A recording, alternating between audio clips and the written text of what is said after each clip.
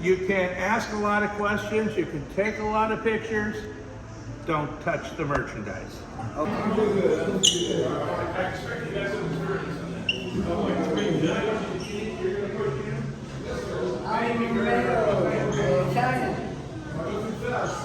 Okay, let's start over here.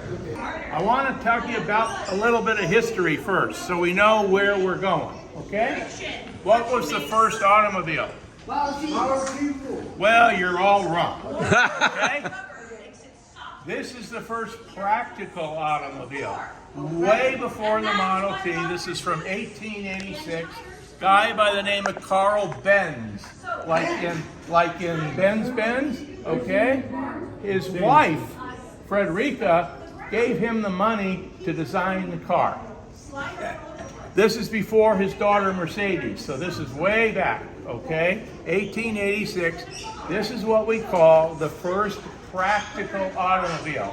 It was the first car designed from the ground up to be an automobile. Before that, you could stick a motor on a buggy and people called that a car, but no, this one was designed to be an automobile, okay?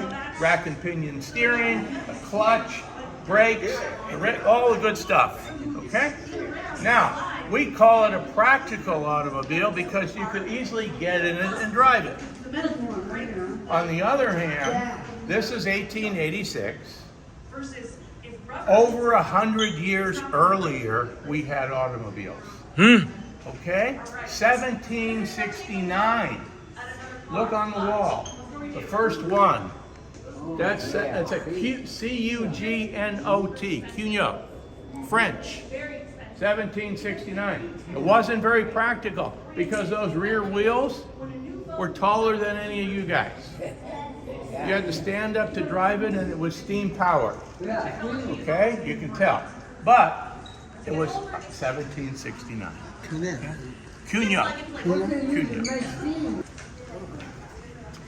Now we're 50 years after that little Benz,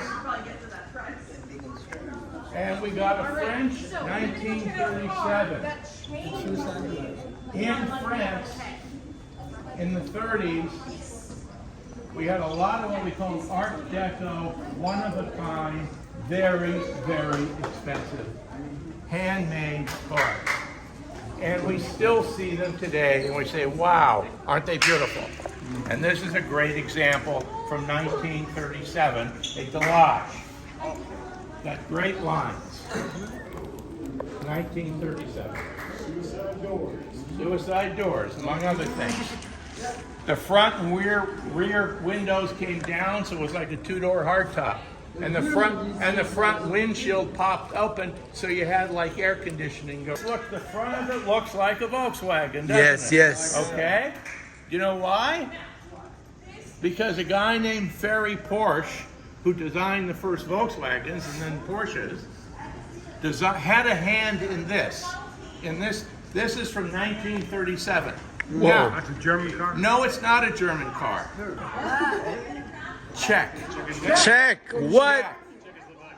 Now, this car from 1937, made in Czechoslovakia, was early designed by Ferdinand Porsche and others. It's got a V8 engine. What? Yes, in the back. In the back. Air cooled? No. Air cooled. You're exactly right. Okay? It's called a Tatra. They sold over 4,000 of these. This wasn't a one-off car. 4,000 of these babies. And you know what?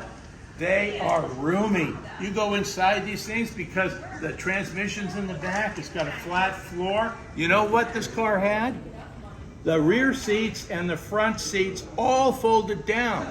So you could sleep like, two people like a camper in there. Whoa. Okay, it was amazing automobile from 1930. Ugly, I'll grant you that. Okay, but all of these cars, everything over here is from the movies. Ah. Everything. Italian. Who makes Italian? This is a '67 Chevy from the movie Baby.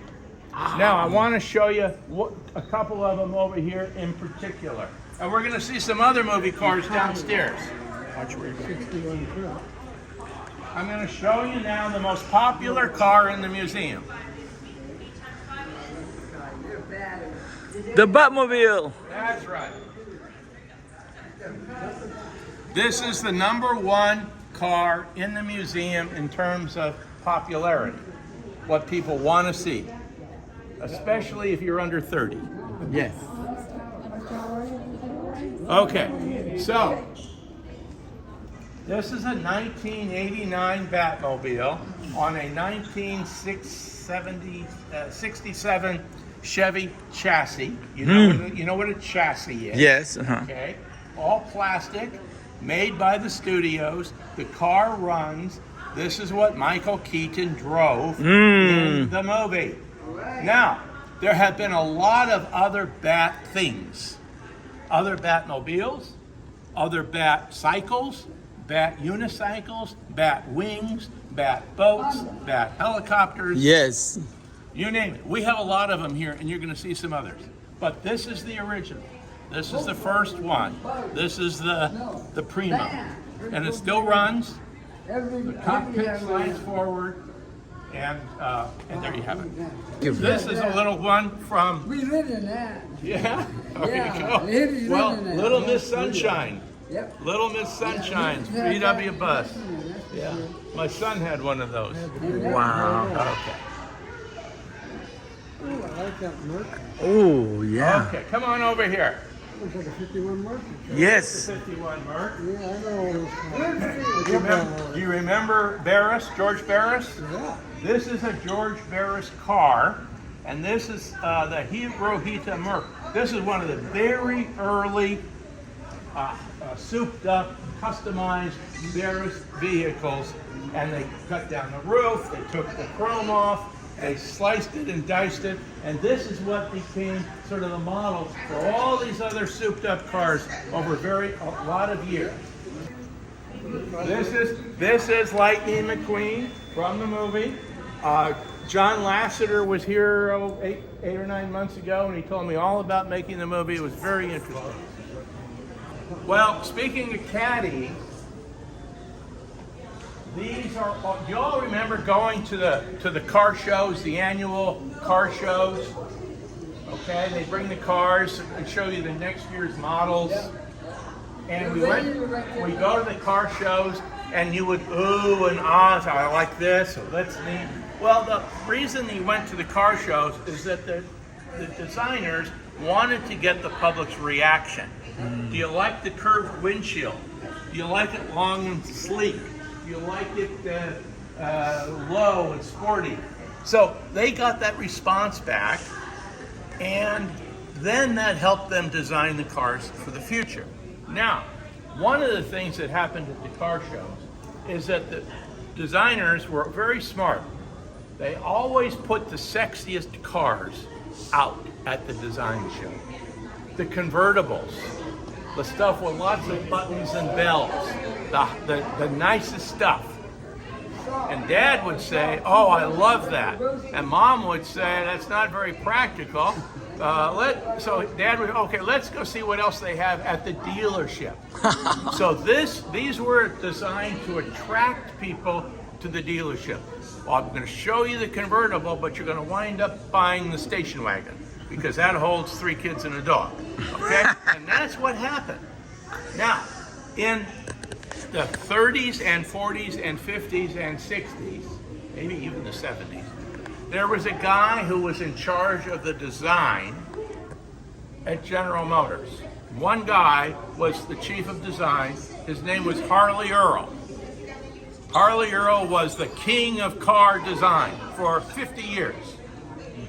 And in the 50s in particular, Harley Earl wanted the cars to look low and sleek, like they were ready to take off. Why? Aircraft. Everybody looks like aircraft. Aircraft, close, but Boats.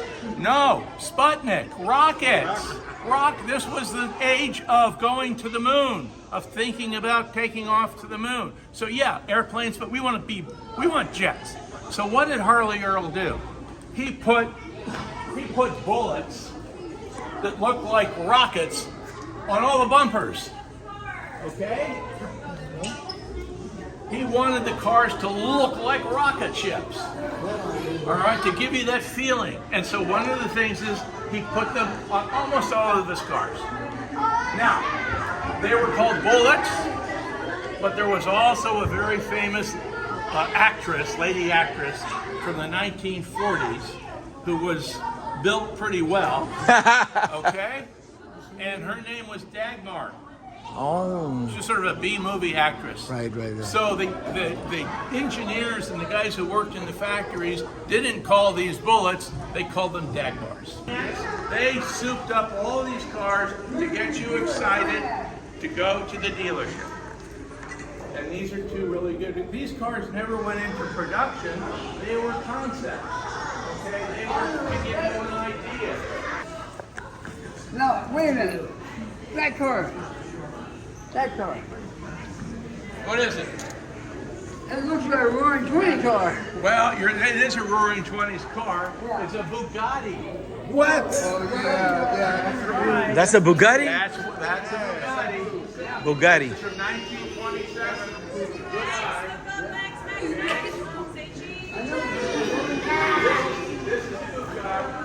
The later Bugattis were on what we call.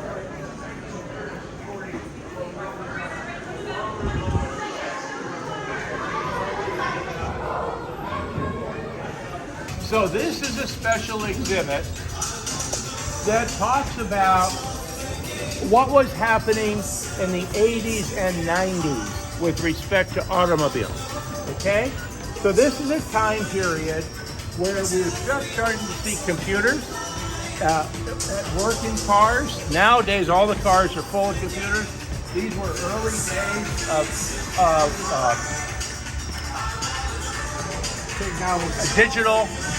digital stuff. And also, this was a period where they were designing interesting things. So let's take a look at a couple of things, and I want to show you a couple of good examples. Then I want to show you two special cars. This is a car from the movies The Spy Who Shagged Me. Now, remember I said I will show you the most popular car in the museum is upstairs? Guess what's the second most popular car? This one right here. What was the most popular? The Batmobile. Okay? This is, where's this from? Back to the Future. Exactly. Okay? This is a DeLorean from 1981. DeLorean was a car company that was started by a guy who had worked for General Motors. First muscle car. He wasn't very successful in cars. He put most of the money he made up his nose, but that's a whole different story. The problem, the story with this is that when the movie was made, the studios had a guy, an electrician, put all these lights in, all the gizmos, everything that's in here. Now about 3 years ago, I met the man who did the wiring. And he said to me, that was a big project, I'm very proud of it, and he said, all of the lights work, and all of the lights don't do a damn thing. But they look good. Now, they used two cars for the movie. They used two identical cars. So, come here for a second. See that right there? A. Guess what the other car is? B. There you go. That's the only way you can tell the two cars apart. One is the A, one is the B. Where's the other car? I don't know where the other car. I would assume back at the studios. I honestly don't know.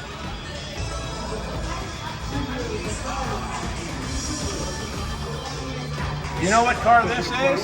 Ferris Bueller's Day Off. Remember Ferris I Bueller? love that movie, yeah. Huh? Who was Tom Cruise? Nope. Right? Nope. Drove this car. Oh, Tom Cruise. Yeah, in the movies.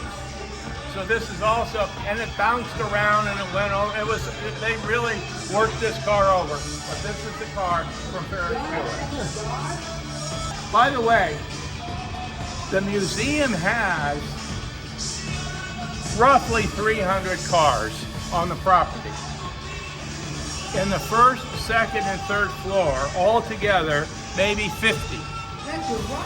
When we go down to the vault, which is where we're going next, there's another 250 cars. Okay?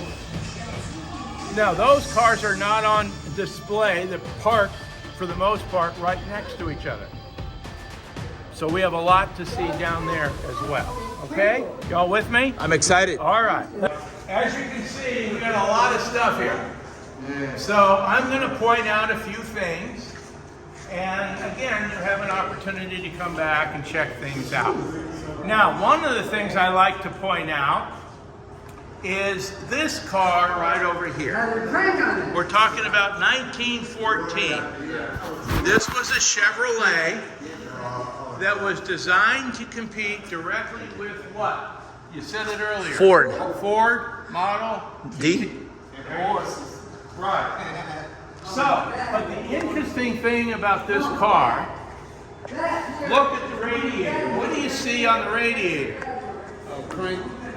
What's the most interesting thing there? The crank and the logo. The logo. Yeah. So look at this for a moment. This is the original logo, Chevrolet, right? Right. Yeah. Now, what happened in 1914? It's evolved. They came out with the new logo. What's called the bow tie. Now, that logo here, this is the first year. We're now in 2025. So it's 111 years that logo has been on Chevys. Wow. Right? I never paid no attention. You don't pay, you don't, yeah. I never paid no You don't attention. pay attention to it. But they've kept that same logo on the car for over 100 years. Stop paying And I think that's interesting, right? So, let me tell you about this little baby. Now, we had Chevy, now we're talking about Ford. 1931. Now, what's interesting about this car? It's a Woody. Yeah. 1931. Now, in those days, these were called, even though they called it a station wagon, that was sort of a later name. So, this car, 1931, has a really interesting story. Ford is making a lot of cars, right? He's pushing out Model Ts and Model As. He's the biggest guy in town. So what does Ford need more than anything else to build his cars? Think about this for a second. What does he need? Steel. Steel? Wrong. Labor force. Labor? Wrong. Engine. Not engines. Not a factory. Rubber. Rubber! Yes. There you go. Rubber. Because we had steel in the U.S. We had a labor force. We didn't have rubber in the United States. Right? In those days, there wasn't polyester. It was rubber. So where did the rubber come from? The tropics. The tropics. Yep. So what did Ford do? He went down to Brazil and he bought himself 100,000 acres of rubber trees. Whoa. He bought himself a forest. He bought himself a forest. Now, Ford didn't make tires, but he had the rubber and he sent the rubber to Firestone. And Harvey Firestone made his tires for him. Right? Okay. So now he's got tires, he owns a forest, and his engineers say to him, Mr. Ford, what are we going to do with the trees? With the wood? With the wood. Okay? And Ford says, well, can't you guys come up with something? Here's the something. Furniture. Woodies. Wooden doors, wooden ceilings, wooden dashboards from the wood. Okay?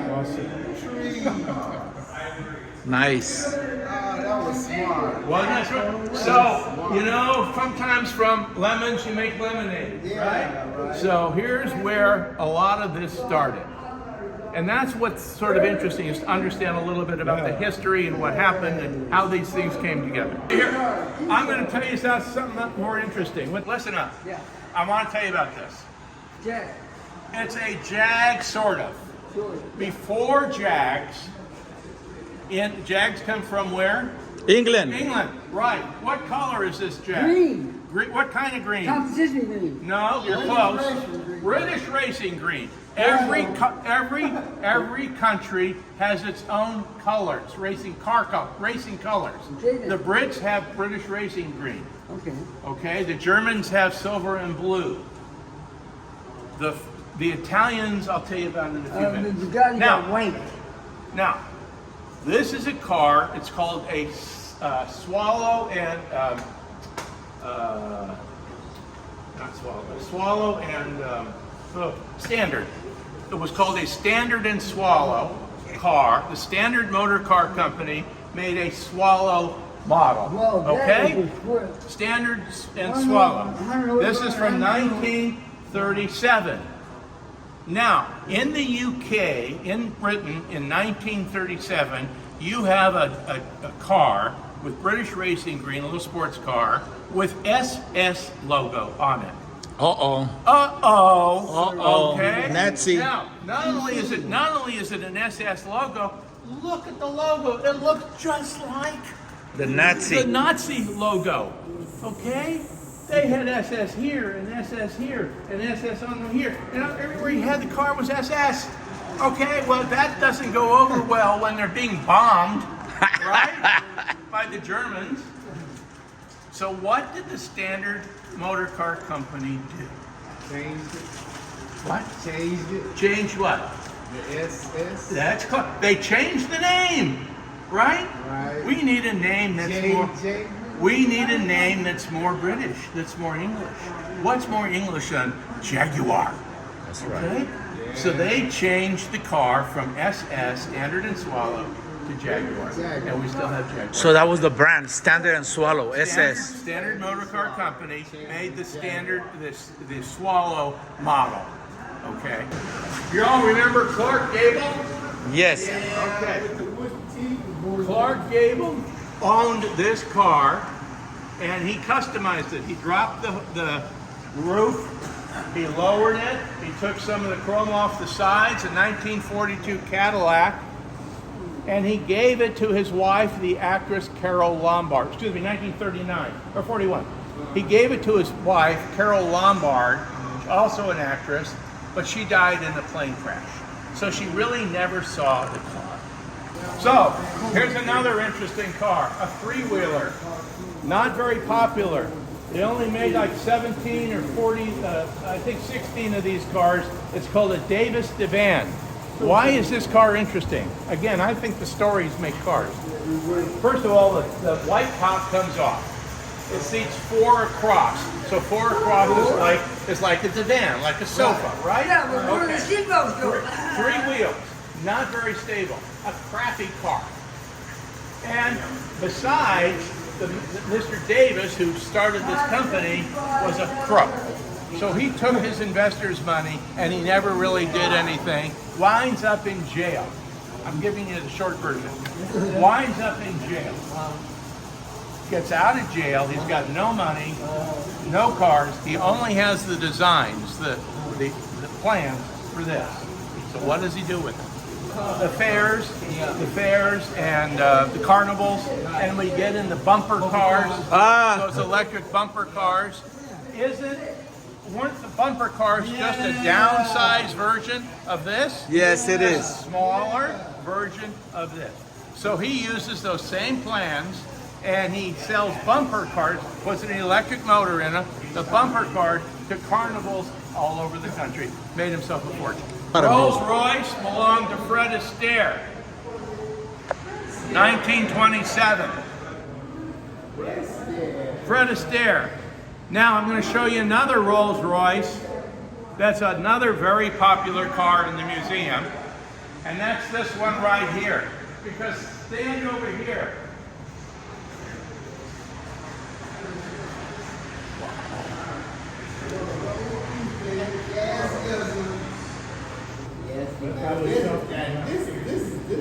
This is a car from mostly from 1925, but it's been remodeled and reconfigured.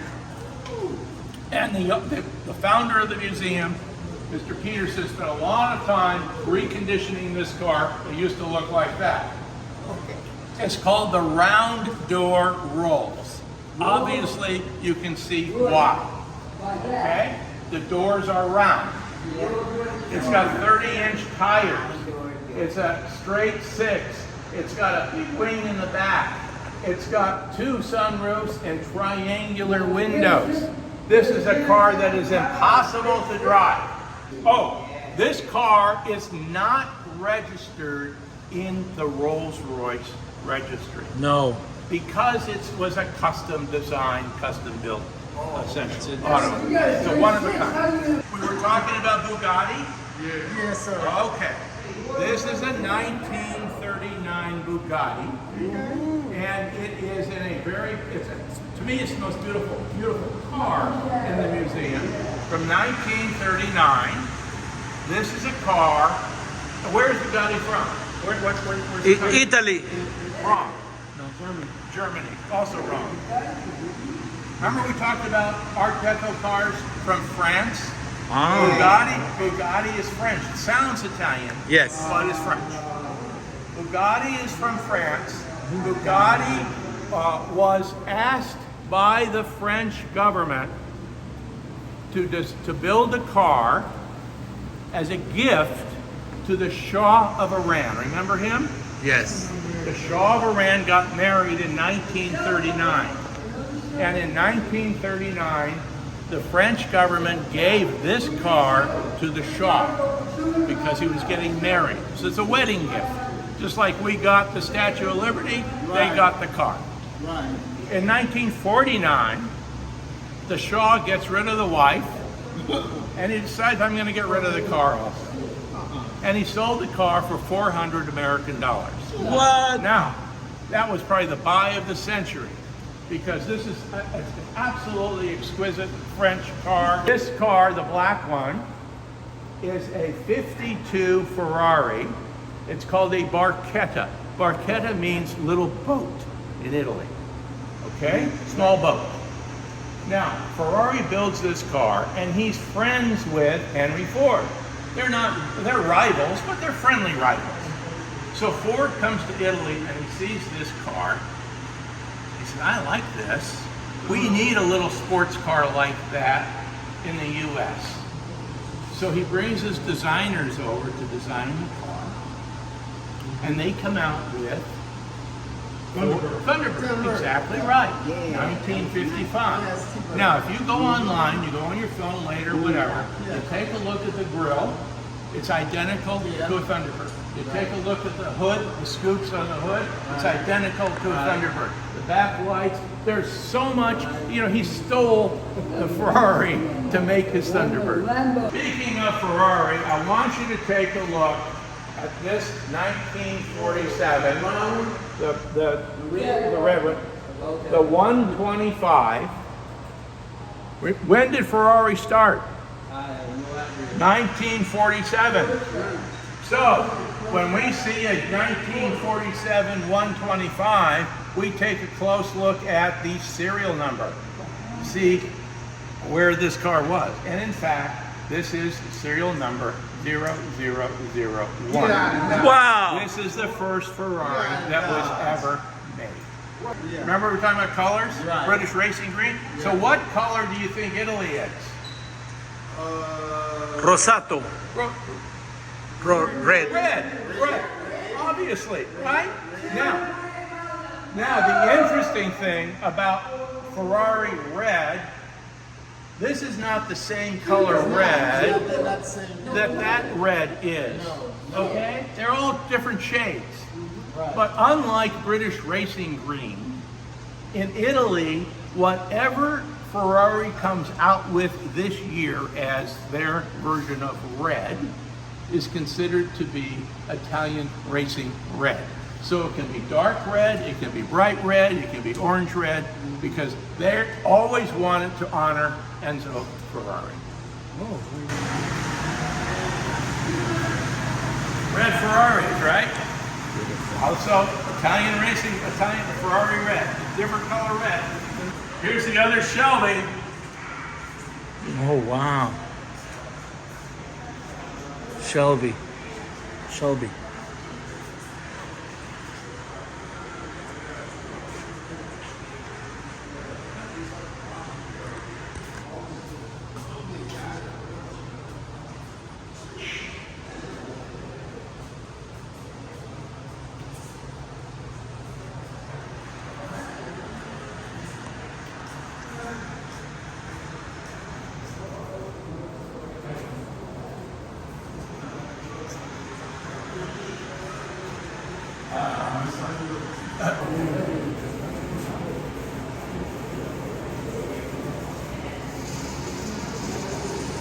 This is a 1942, remodeled in 1946, Lincoln armored limousine.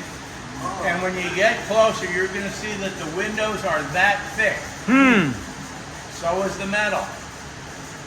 This is the car that in 1942 held Stalin and Churchill and Roosevelt when they went to Yalta for the peace, to deal with the war. In 1945, Truman and Stalin and Churchill went to Potsdam.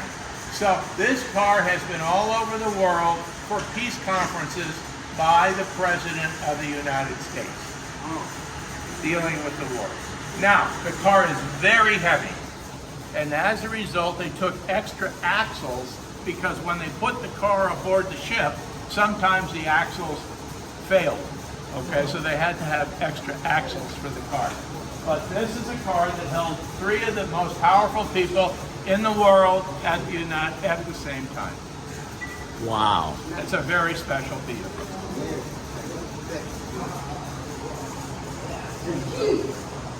Is there a restaurant in only on the list. As a matter of fact, we're just about done, but I'm going to show you a couple other cars, and then we're going to call it. But then you'll go to the restroom, and then you're welcome to come back.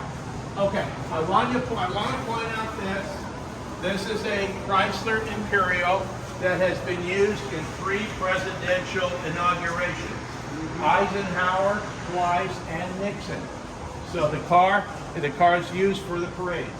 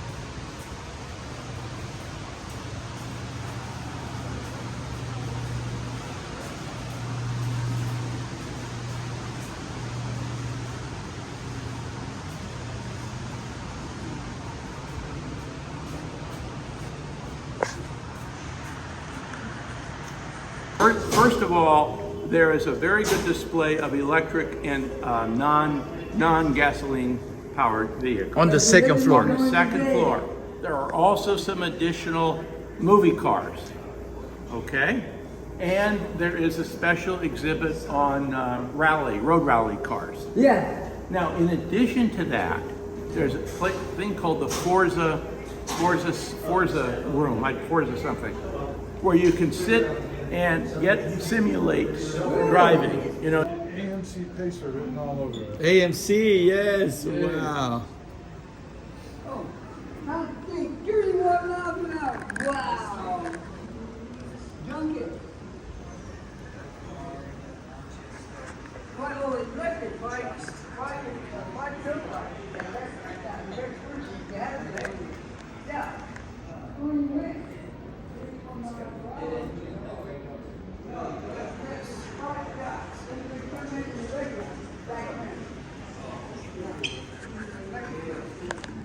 Now, yeah, electric cars.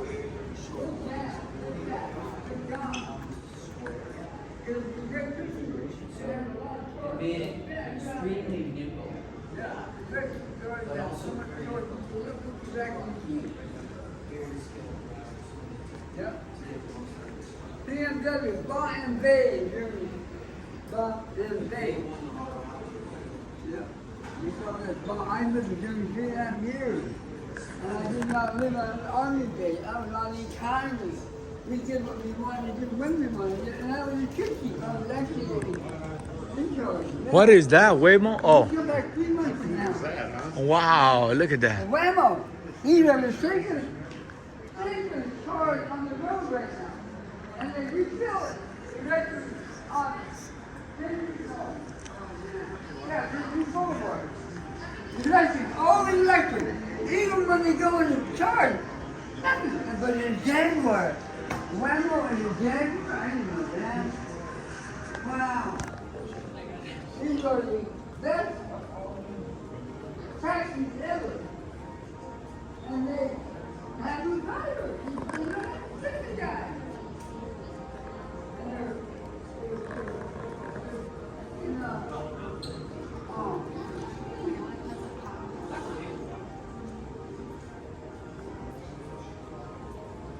and they like this.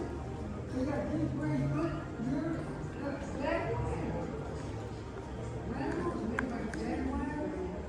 Shit.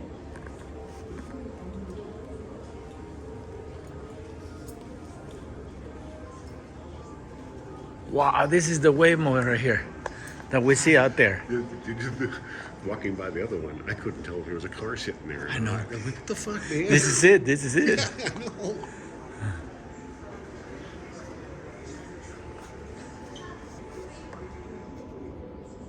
yeah, that's what they riding around here now. I think this is what saved Jaguar, right? They got into this business They did. because that company was dying. Oh, it was, huh? Yeah, Got into the electric car business. yeah. Into the taxi. Select the safest spot to pick you up if you're lost. Traffic fatalities. Someone being hit and killed or being seriously injured is just one. Bringing our voices together is so important to get people to understand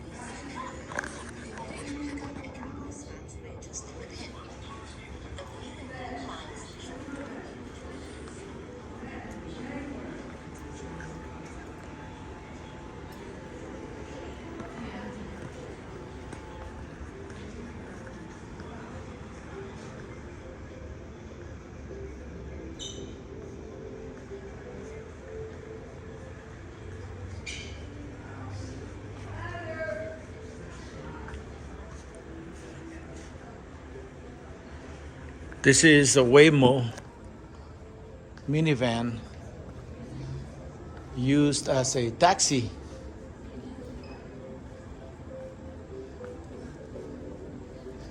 (2022) Seeker CME1 prototype. That's gonna be electric cab driver, huh? Yes. This. Wow. It's like a concept car, right? Yeah. Yeah, it is a concept. 2009. Damn.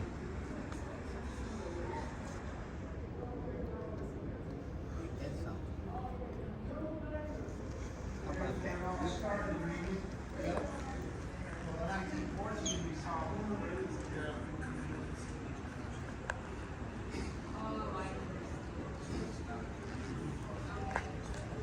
Oh wow, 2021 Aptera Alpha Soul Man, look at that. prototype. Prototype, huh? Yeah.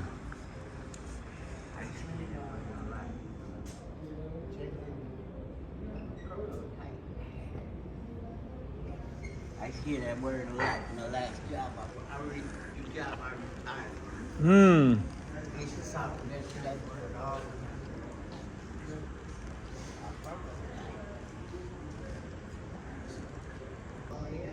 Right here. Tesla. This is the 2017 Tesla Roadster deck model. 250 miles per hour, 620 miles estimated range. Wow.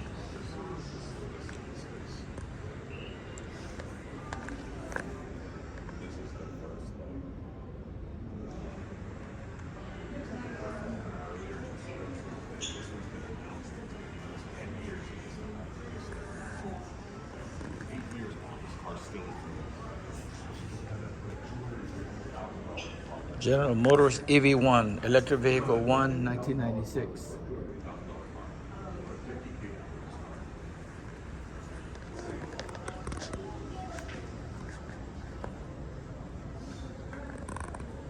(1981) HMV Freeway. Wow. Zagato Elettrica. This is Italian.